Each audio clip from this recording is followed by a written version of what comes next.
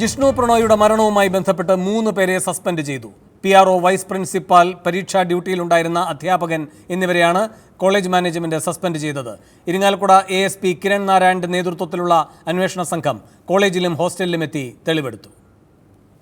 Pampady Nehru engineering college PROയും മുൻ മന്ത്രി KP വിശ്വനാഥന്റെ മകനുമായ സഞ്ജിത് K വിശ്വനാഥൻ, vice principal doctor NK Shakthivel, Jishnu പരീക്ഷ എഴുതിയ ഹാളിൽ ഡ്യൂട്ടിയിലുണ്ടായിരുന്ന അധ്യാപകൻ പ്രവീൺ CP എന്നിവരെയാണ് കോളേജ് മാനേജ്മെന്റ് സസ്പെൻഡ് ചെയ്തത്.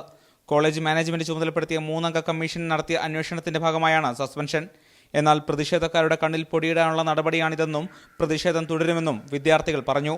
അതിനിടെ സംഭവത്തിൽ ഇരിങ്ങാലക്കുട ASP കിരൺ നാരായണന്റെ നേതൃത്വത്തിലുള്ള പുതിയ സംഘം അന്വേഷണം ആരംഭിച്ചു. അന്വേഷണ സംഘം നെഹ്റു കോളേജിലും ഹോസ്റ്റലിലും തെളിവെടുപ്പ് നടത്തി. കോളേജ് പ്രിൻസിപ്പാളിൽ നിന്നും സംഘം മൊഴിയെടുത്തു. തെളിവെടുപ്പ് 3 മണിക്കൂറിലധികം നീണ്ടു. ജിഷ്ണുവിന്റെ കൂടെ പരീക്ഷ എഴുതിയ ഒരു വിദ്യാർത്ഥിയെയും രക്ഷിതാക്കളെയും ഹോസ്റ്റലിൽ വിളിച്ചു വരുത്തി തെളിവെടുത്തു. കോളേജിനെതിരായ മറ്റ് ആരോപണങ്ങൾ ഇപ്പോൾ അന്വേഷണ പരിധിയിൽ ഇല്ലെന്ന് ASP കിരൺ നാരായണൻ പറഞ്ഞു. ആദ്യ അന്വേഷണ സംഘം കണ്ടെത്തിയ ജിഷ്ണുവിനെ എന്ന് കരുതുന്ന ആത്മഹത്യാക്കുറിപ്പ് ശാസ്ത്രീയ പരിശോധനയ്ക്കായി അയച്ചിരിക്കുകയാണ്. മാതൃഭൂമി ന്യൂസ്, ഒറ്റപ്പാലം. തടിയൂരാനോ തട്ടിപ്പ് നടപടി എന്നാണ് സൂപ്പർ പ്രൈം ടൈം ചർച്ച ചെയ്യുന്നത്. ഈ വിഷയത്തിൽ പ്രതികരിക്കാൻ KSU സംസ്ഥാന പ്രസിഡന്റ് VS ജോയി, SFI സംസ്ഥാന സെക്രട്ടറി ജെയ്ക് C തോമസ്, അഭിഭാഷകൻ ശിവൻ മഠത്തിൽ, ടോംസ് എഞ്ചിനീയറിംഗ് കോളേജിലെ വിദ്യാർത്ഥിയുടെ രക്ഷാകർത്താവ്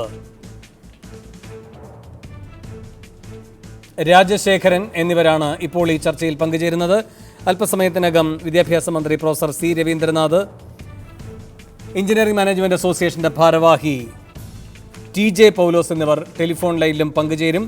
പാലക്കാട് NSS എഞ്ചിനീയറിംഗ് കോളേജിലെ അധ്യാപകൻ പ്രൊഫസർ G സഞ്ജീവും ഈ ചർച്ചയിൽ തത്സമയം പങ്കുചേരും. അതിഥികളിലേക്ക് പോകും മുൻപ് 1 മിനിറ്റ് ദൈർഘ്യമുള്ളൊരു ഇടവേള.